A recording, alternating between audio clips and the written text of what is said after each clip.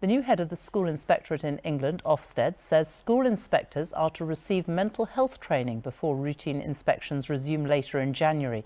It comes after a coroner warned of further risk to life after finding an inspection contributed to the death of the primary head teacher, Ruth Perry, who took her own life.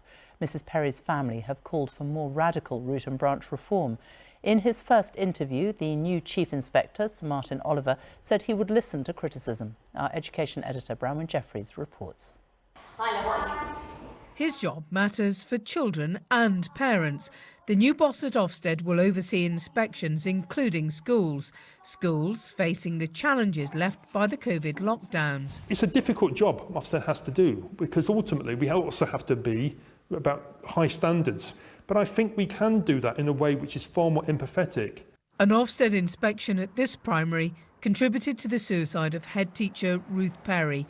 The coroner has warned more lives are at risk without changes. I'm determined that we shall learn those lessons. Do you think the tone of Ofsted's response to Ruth Perry's death was correct? Well, I don't think it went further enough, and I'm quite clear on that. There's clearly been a lot of criticism, and we must accept that criticism if we're in order to have a fresh start and move on.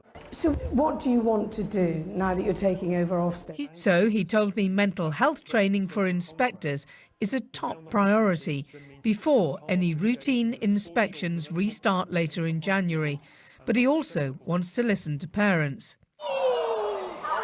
At a soft play centre in Huddersfield, a group of mums meet regularly. Most use Ofsted as part of choosing schools. Ofsted is a good thing in that it helps people give a measure of a school, it helps find out problems with a school. My opinion's probably changed because I think at the end of the day their school experience is based on the teachers and the other pupils rather than any reports or any outcomes. Today, head teachers' unions welcomed the more open tone from Ofsted, but said ministers should scrap one- or two-word judgments of schools. A single-word judgment can be applied to two schools in very, very different positions, so they don't really work. So we're going to have to modify that. But the government uses those single-word judgments right now to determine whether it should intervene in schools or not. So we would have to find another way, but I'm sure we can do that. Ofsted needs to rebuild trust with schools and head teachers and some of its credibility. And that's important because parents rely on Ofsted. He's got a tough reputation, but some change can only be made by government. Bronwyn Jeffries, BBC News.